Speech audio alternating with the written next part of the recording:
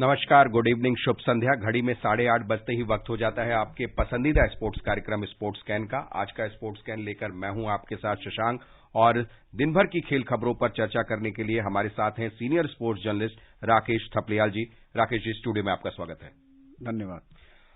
भारत और बांग्लादेश के बीच दूसरा क्रिकेट टेस्ट मैच चल रहा है। गेंदबाजों ने अच्छा प्रदर्शन किया, बांग्लादेश को 227 रन पर रोका, लेकिन इन सबके बीच में जो चर्चा हो रही है वो ये हो रही है कि पिछले मैच में मैन ऑफ द मैच रहे कुलदीप यादव से ऐसा क्या हुआ कि वो नजर नहीं आए। हाँ, ये बिल्कुल सबको हैरान करने वाली अविश्वसनीय सी बात है कि ऐसा कैसे हो गया। मुझे नहीं लगता कि कभी सपने में भी किसी ने ऐसा सोचा होगा कि भाई कुलदीप यादव के साथ, जिसकी 3 दिन पहले से कितनी प्रशंसा हो रही है, और वो मैन ऑफ द मैच हो टेस्ट मैच के अंदर, वो भी आप एक इनिंग में 5 विकेट लें, इनिंग में 3 विकेट लें, और 40 रन भी उन्होंने बनाए थे पहली पारी में। देखिए, गेंद बल्ले दोनों से उनका योगदान और अगले टेस्ट में आपको मिले ना, और जबकि 2 स्पिनर खिलाए गए हैं।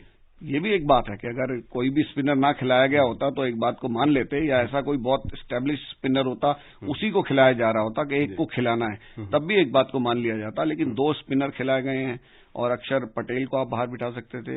इवन अश्विन ने आज विकेट लिया, लेकिन अश्विन को भी आप बाहर बिठा सकते थे, ऐसी कोई बात नहीं है। लेकिन मैं तो कहूंगा कि युवा गेंदबाज का जो हौसला तोड़ने वाली ये बात है। चलिए, विस्तार से चर्चा करेंगे इस पर हम आपके साथ, लेकिन अभी नजर डाल लेते हैं जरा अब तक की हेडलाइंस पर। भारत के साथ दूसरे क्रिकेट टेस्ट मैच में बांग्लादेश ने पहली पारी में 227 रन बनाए। खेल मंत्री अनुराग सिंह ठाकुर ने कहा, खेलो इंडिया के तहत देश भर में 21 खेलों में 2841 एथलीटों का चयन हुआ। महिला राष्ट्रीय मुक्केबाजी चैंपियनशिप में निकहत जरीन और मंजू रानी क्वार्टर फाइनल में पहुंची, और ब्राजील फीफा विश्व कप रैंकिंग में शीर्ष स्थान पर बरकरार है। तो सबसे बड़ी खबर जो हमारे पास है वो ढाका से आ रही है। बांग्लादेश के साथ दूसरे क्रिकेट टेस्ट मैच के पहले दिन भारत ने पहली पारी में बिना किसी नुकसान के अब तक 19 रन बना लिए हैं। शुभमन गिल 14 और केएल राहुल 3 रन बनाकर क्रीज पर हैं। और इससे पहले अगर देखें तो बांग्लादेश ने आज टॉस जीता, लेकिन अपनी पहली पारी में वो सिर्फ 227 रन पर सिमट गई। उमेश यादव, आर अश्विन 4-4 विकेट, और 12 साल बाद टेस्ट क्रिकेट में वापसी करने वाले जयदेव उनादकट ने 2 विकेट लिए। तो बॉलर्स ने तो अपना काम बखूबी निभाया यहां पर कहीं ना कहीं। राकेश जी, देखिए, आप यहां पर गेंदबाजों में पिच को जिस तरीके से देखा जाए तो उसमें स्पिनर्स और फास्ट बॉलर्स दोनों के लिए काफी कुछ था, और उसका फायदा यहां पर उठाया गया। हमारे गेंदबाजों ने अच्छी गेंदबाजी की। उमेश यादव जो इस तरह की पिचेस के ऊपर जो ज्यादातर बैट्समैन फ्रेंडली होती हैं, उसके ऊपर विकेट लेने की कला में पारंगत हैं, अनुभवी हैं, 35 साल के हैं, और 25 साल वाला उन्होंने प्रदर्शन किया है। और जयदेव उनादकट को देखिए, मैं बरसों से देख रहा हूं, उनको जानता हूं। रणजी ट्रॉफी में हमने उनको बहुत मेहनत करते हुए देखा है। 12 साल बाद उनकी वापसी हुई है, तो वो तो एक बड़ा आश्चर्यजनक ये भी था। और उनकी जगह कुलदीप यादव, जो पिछले मैन ऑफ द मैच थे टेस्ट मैच के, उनको बिठाया गया। ये भी एक बड़ी बात थी। लेकिन थोड़ा सा एक रिकॉर्ड उनके हाथ से रह गया कि जो 12 साल बाद वो खेले हैं। 2010 में खेले थे अंतिम टेस्ट मैच जयदेव उनादकट, फिर अब 2022 में खेले हैं, लगभग 12 वर्ष और 2 दिन के बाद। जबकि एक इतिहास हमारा पुराना कहता है कि लाला अमरनाथ जो है वो 1934 में खेले थे, और उसके बाद 1946 में खेले थे। तो 12 वर्ष 129 दिन के बाद खेले दोनों ही टेस्ट मैच। वो इंग्लैंड के खिलाफ थे, एक पहले चेन्नई में खेले थे 1934 में, फिर 1946 में खेले लॉर्ड्स में।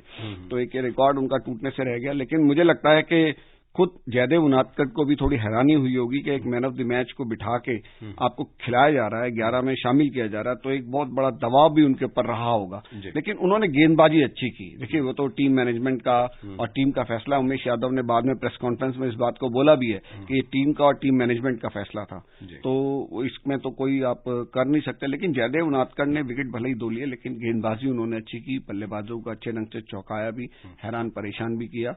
और बाकी तो आप देख सकते हैं कि भाई उमेश यादव को जैसा देख रहे हैं कि 35 वर्ष की उम्र में जिस तरह की उन्होंने गेंदबाजी की, तो काफी काबिले तारीफ है।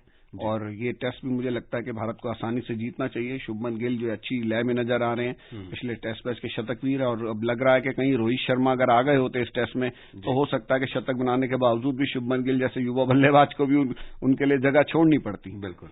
हम तो देख रहे हैं युवा में, हम कुलदीप के साथ देख ही रहे हैं, लेकिन उनकी अक्षर पटेल को हमने देखा पर वो रंग में नहीं नजर आए। कहीं ना कहीं चॉइस पे भी सवाल उठा रहे हैं ऐसे में। देखिए, अब ऐसे आप देखेंगे तो आप देखने में कह सकते हैं कि भाई अक्षर पटेल बेटर हो सकते थे, लेकिन जब एक ने परफॉर्म किया हुआ हो, एक पर्टिकुलर किसी टीम के बल्लेबाजों की कमजोरी को पकड़ रखा हो किसी गेंदबाज ने और विपक्षी बल्लेबाज उसको रन बनाने में नाकाम रहे हों और उनको विकेट इतने दिए हों, तो मुझे लगता है कि ये उनके साथ बहुत बड़ा एक तरह से मैं तो एक हादसा कहूंगा। हालांकि सुनील गावस्कर साहब ने बोला है कि मैं बड़े कड़े शब्द कहना चाहता हूं, लेकिन मैं अविश्वसनीय बोलकर चुप हो रहा हूं।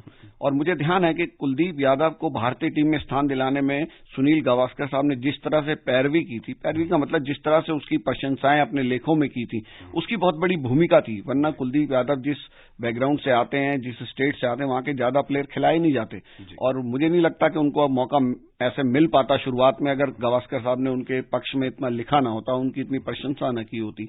तो इस वजह से उन्हें भी ज्यादा दुख है और बड़ा मतलब हैरान करने वाला ये फैसला है। जी, अब अगर हम वर्ल्ड टेस्ट चैंपियनशिप के लिहाज से देखें तो मैच अभी हमारे पकड़ में दिखता हुआ दिख रहा है, ये सीरीज जीते तो वहां पर हमें काफी फायदा। वैसे भी हम दूसरे स्थान पर पहुंच गए हैं टेस्ट चैंपियनशिप की रैंकिंग में भी। लेकिन देखिए, अब वो आगे की जो सीरीज है ना ऑस्ट्रेलिया के साथ हमारी, वो महत्वपूर्ण होगी कि उसमें हम कैसा प्रदर्शन करते हैं।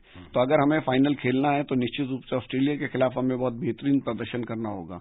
उसके बिना बात बनेगी नहीं। खाली बांग्लादेश में यहाँ 2-0 से भी जीत जाएंगे तो उससे बात नहीं बनेगी, लेकिन ऑस्ट्रेलिया के खिलाफ जो हमारी घरेलू सीरीज है उसमें हमें बेहतरीन प्रदर्शन करना होगा। चलिए, घरेलू पिच का फायदा हम उठाएं, अच्छी तरह से ऑस्ट्रेलिया को मार दें।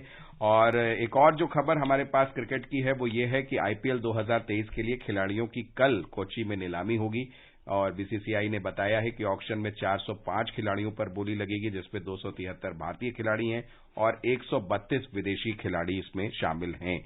तो 132 खासतौर पे विदेशी खिलाड़ियों पर ही इसमें ज्यादा फोकस होगा और इंग्लैंड के खिलाड़ी ज्यादा मुझे लगता है कि उनके ऊपर बोली लग सकती है। हाँ, नहीं बिल्कुल, लेकिन शशांक इसमें मैं बताऊं कि बोली लगने पे इस बात पे भी डिपेंड करेगा कि आईपीएल का जो सीजन है उस दौरान उन टीमों की सीरीज कहाँ कहाँ चल रही होगी। जी, अगर उनकी अपनी देश की सीरीजें चल रही होंगी तो मुझे लगता है कि उन खिलाड़ियों पे कम ध्यान दिया जाएगा जो अवेलेबल नहीं होंगे। बिल्कुल, ये चीज बड़ी इंपॉर्टेंट होगी देखने वाली। विदेशी खिलाड़ियों को चुनते समय कोई भी टीम इस पे जरूर ध्यान देगी कि भाई वो खिलाड़ी उस कितने मैचों के लिए उपलब्ध रहेगा। चलिए, और चलते हैं। एक और जो खबर हमारे पास है वो है खेल मंत्री अनुराग सिंह ठाकुर ने कहा है कि खेलो इंडिया के तहत देश भर में 21 खेलों में 2841 एथलीटों को चुना गया है। आज राज्यसभा में एक लिखित उत्तर में श्री ठाकुर ने बताया कि खेलो इंडिया योजना की खेल प्रतियोगिता और प्रतिभा विकास के तहत एथलीटों को खेलो इंडिया गेम्स, राष्ट्रीय चैंपियनशिप और खुली चयन परीक्षा के माध्यम से जो है उनके प्रदर्शन के आधार पर चुना गया है। और खेल मंत्री ने यह भी कहा कि एथलीटों को राष्ट्रीय और अंतर्राष्ट्रीय खेल आयोजनों के लिए अनुभवी प्रशिक्षकों के मार्गदर्शन में तैयार किया जाता है। तो खेलो इंडिया बुनियाद तैयार करने की जो कोशिश है प्लेयर्स की, वो कामयाब होती नजर आती है और कई खिलाड़ी नजर आ रहे हैं मैदान में कहीं न कहीं अच्छे प्रदर्शन। देखिए, ये योजना बहुत जबरदस्त कामयाब नजर आती है और मैं बताऊं आपको कि जब हमारे खेल प्रेमी प्रधानमंत्री नरेंद्र मोदी जी पहली बार देश के प्रधानमंत्री बने थे तो उन्होंने एक इच्छा जताई थी कि मैं चाहता हूं कि देश के हर जिले से एक खिलाड़ी ओलंपिक के लिए क्वालिफाई करे। तो लोगों ने बड़ा आश्चर्य इस बात पे किया था कि हमारे यहाँ दूर दराज के इलाकों में सुविधाएं उपलब्ध नहीं है तो कैसे खिलाड़ी निकलेंगे कि हर जिले से अगर एक ओलंपिक लेवल का खिलाड़ी निकले तो कैसे निकल पाएगा। तो उसके पीछे ये योजना जो है ये बनाई गई, खेलो इंडिया की जो ऐसी स्कीम बनी है कि आज देश का हर उभरता खिलाड़ी इसमें शामिल होना चाहता है। अगर आप खेलो इंडिया गेम्स के अंदर, खेलो इंडिया जो यूथ गेम्स है उसके अंदर, खेलो इंडिया यूनिवर्सिटी गेम्स उनके अंदर आप बेहतरीन प्रदर्शन करते हैं तो भारतीय टीम का रास्ता आपका, अब समझिए कि क्रिकेट को छोड़ दें, बाकी सारे खेलों के लिए अगर आपको इंडियन टीम को रिप्रेजेंट करना है तो आपका जो सबसे बड़ा रास्ता है वो खेलो इंडिया के जरिए ही जाता है। बाकी आप ओपन उसमें देखिए कोई इन खेलों में अच्छा ना कर सके, वैसे राष्ट्रीय चैंपियनशिप में कर दे वो भी आ सकता है, लेकिन जो अधिकांश रास्ता ना वो यहीं से जाता है। टैलेंट की पहचान यहीं से हो रही है निचले स्तर पर। और जो खेलो इंडिया के सेंटर्स देश भर में बने हैं, सेंटर ऑफ एक्सीलेंस बने हैं, फिर उसके बाद टॉप्स का एक डेवलपमेंट ग्रुप है वहां पर जाता है, फिर टॉप्स जो टाइगर ओलंपिक पोडियम स्कीम है वहां खिलाड़ी उसमें शामिल होना चाहता है। हर बड़ा खिलाड़ी चाहता है कि टॉप्स में आए, क्योंकि टॉप्स में आते ही खिलाड़ी को तमाम सारी सुविधाएं मिलती है, बहुत जबरदस्त सुविधाएं उसको मिलती हैं। ऐसी खेलो इंडिया की स्कॉलरशिप में जब आप आते हैं तब आपको कुछ सुविधाएं मिलने लगती है, आउट ऑफ पॉकेट अलाउंस मिलता है, टेलीविजन में आपके मैचेस दिखाए जाते हैं, आपका प्रदर्शन गांव देहात में दूर दराज के लोग देखते हैं, तो उससे बड़ी वो मिल रही है। और सरकार ने खेलो इंडिया के लिए देखिए एक 5 सितारा इवेंट इसको बनाया है।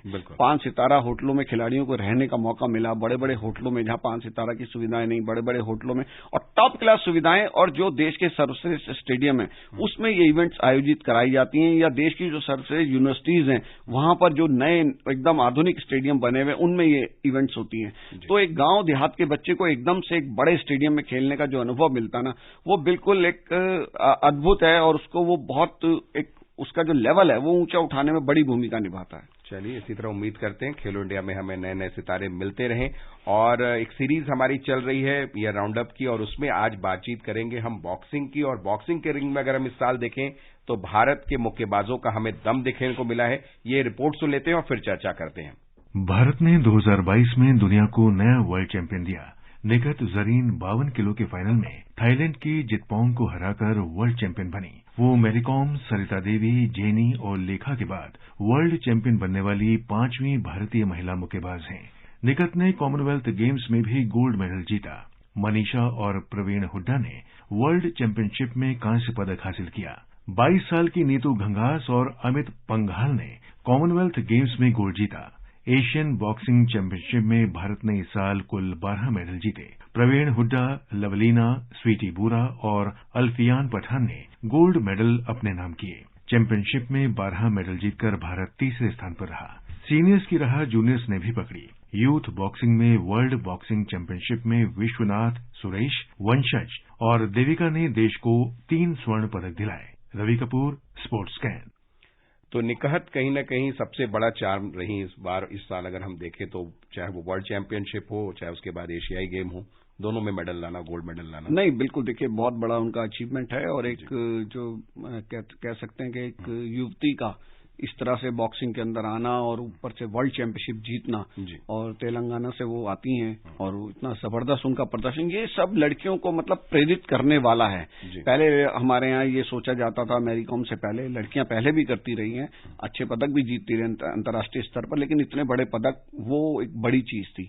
और उसके बाद के लड़कियों को क्या है कि प्रेरणा मिलती है, सरकार की तरफ से लड़कियों को बहुत प्रोत्साहन भी दिया जा रहा है आगे बढ़ने के लिए। और ये जो बड़े लेवल के जो प्रदर्शन होते हैं ना, ये सबको प्रेरित करते हैं, पेरेंट्स को भी, कि भाई वो अपनी लड़कियों को भी खेलों में डालें, और डालेंगे तो एक दिन वो भी निखत की तरह आपका जो है नाम रोशन कर सकती है और बेहतरीन प्रदर्शन कर सकती है। जी, और जूनियर्स भी कहीं ना कहीं अच्छी राह पकड़ रहे हैं। यूथ बॉक्सिंग में भी हमने देखा रिकॉर्ड तोड़ प्लेयर्स पहुंचे, और 3 हमें गोल्ड मेडल भी वहां पर गोल्ड मेडल्स भी हमें देखने को मिले। नहीं, एक सिस्टम एक अच्छा बन गया बॉक्सिंग के अंदर ना, और जब ज्यादा आपके पास प्लेयर्स आते हैं, चाहे वो लड़के हों या लड़कियां हों, मुक्केबाजी की तरफ बहुत तेजी से लोग आ रहे हैं और काफी बड़ी संख्या में आ रहे हैं, और देश के हर प्रदेश से आ रहे हैं, कि ये बड़ी बात है।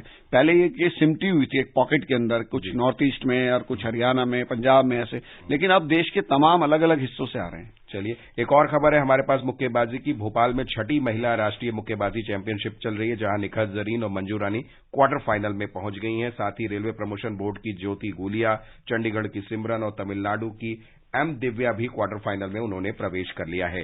फीफा रैंकिंग की खबर भी हमारे पास आई है। ब्राजील शीर्ष स्थान पर बरकरार है, और अगर हम देखें तो और अर्जेंटीना जो है वो 1 स्थान के फायदे के साथ दूसरे स्थान पर पहुंची है। लेकिन जो छोटी छोटी टीम है उन्हें बड़ा फायदा मिला है। मोरक्को हो, क्रोएशिया ने भी, और ऑस्ट्रेलिया देखें, अगर हम सऊदी देखें, तो इन टीमों को ज्यादा यहां पे बूस्टअप मिला है रैंकिंग में उनके प्रदर्शन के आधार पर। देखिए, बिल्कुल जब आप अच्छा प्रदर्शन करते हैं तो रैंकिंग स्वाभाविक रूप से आपकी बढ़ती है। मुझे लगता है रैंकिंग पे इतना ध्यान देते नहीं है खिलाड़ी और टीमें, वो कहते हैं कि अच्छा प्रदर्शन करेंगे तो रैंकिंग अपने आप ही आपकी बढ़ेगी। जी, लेकिन उलटफेर 24% उलटफेर भी देखने लगे। वो वर्ल्ड कप ऐतिहासिक कहीं ना कहीं इस मामले में। बिल्कुल, आप देखें ना सऊदी अरेबिया की क्या हालत होगी कि जिसको उन्होंने हराया वो टीम वर्ल्ड चैंपियन बन गई। चलिए, और एक और खबर हमारे पास है, फुटबॉल से आ रही है। मुंबई में आई लीग फुटबॉल में क्रैंको ने रियल कश्मीर को 2-1 से हरा दिया है। वहीं दूसरे मैच में दिल्ली में सुदेवा दिल्ली एफसी ने जो है वो मोहम्मद स्पोर्टिंग क्लब के साथ जो है वो उनका मुकाबला 1-1 गोल से ड्रॉ रहा है।